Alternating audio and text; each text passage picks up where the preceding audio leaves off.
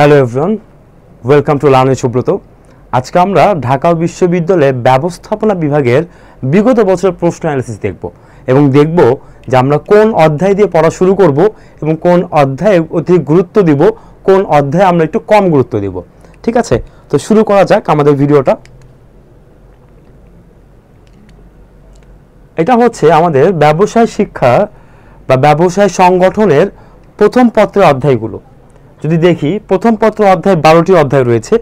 আপনি খুব ভালোভাবে যদি আমরা লক্ষ্য করি, সকল অধ্যায়ে আমাদের সমান পরিমাণ জোর দেওয়ার কোনো দরকার নেই। আমরা 80-20 প্যারিটি রুল ফলো করব। 80-20 প্যারিটি রুলে বলা হয় আপনি যদি 20% সিলেবাস কভার করেন তাহলে এখান থেকেই 80% কোশ্চেন কমন আসবে। সে 20% সিলেবাস কোনগুলো দেখেন, এই যে দেখেন একটা কোশ্চেনের চ্যাপ্টার, প্রতি বছর এখান থেকে প্রশ্ন আসে, প্রতি বছর এখান থেকে প্রশ্ন আসছে, দেন এখান থেকে প্রতি বছর প্রশ্ন আসছে। তার মানে আমরা যদি ফার্স্ট পেপার দেখি, এখানে এক মালিকানার ব্যবসায় পাবো, অংশীদারি ব্যবসায় পাবো, যৌথ মূলধনী ব্যবসায় পাবো। এগুলাকে আমরা এমফাসাইজ দিয়ে পড়ব। তার মানে কি এমনটা যে ব্যবসায় উদ্যোগ, সহায়ক সেবা, আইনগত দিক এগুলো পড়বো না? অবশ্যই পড়বো। কেন আমি বলেছি যে আমরা এখান থেকে পড়লেই ম্যাক্সিমাম কোশ্চেন কমন পাবো। একটা দুটো কোশ্চেন তো বাইরে থেকে আসতেই পারে, দ্যাটস ওয়াই আমরা এগুলো পরে দেখব, কিন্তু আমরা এগুলোকে একটু গুরুত্ব দিয়ে দেখার চেষ্টা করব। ঠিক আছে, নেক্সটে আসি।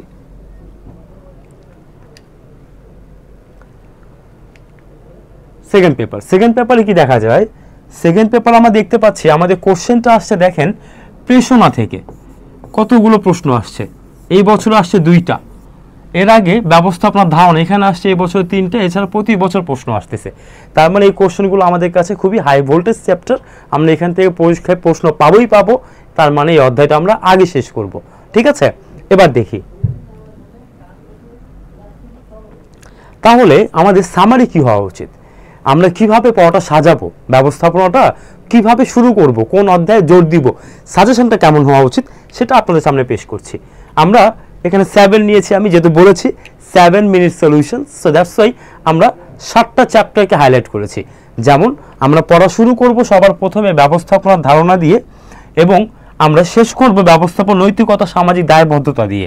তার মানে সবার আগে আমরা এই অধ্যায়টা শেষ করব, তারপরে আমরা অংশীদারি ব্যবসায় পড়ব, তারপর আমরা প্রেষণা পড়ব, তারপরে যৌথ মূলধনী ব্যবসায় পড়ব, তারপরে পরিকল্পনা প্রণয়ন পড়ব, ব্যবসায় মৌলিক সাধারণ সেবা পড়ব এবং লাস্টে গিয়ে আমরা ব্যবসায় নৈতিকতা, সামাজিক দায়বদ্ধতা। মনে রাখবেন, যদি আমরা দেখতে যাই আগের পেজে কিন্তু এখান থেকে খুব বেশি পরীক্ষা প্রশ্ন আসে নাই, তারপরও আমরা ব্যবসায় নৈতিকতা, সামাজিক দায়বদ্ধতাকে গুরুত্ব দিব। কেন?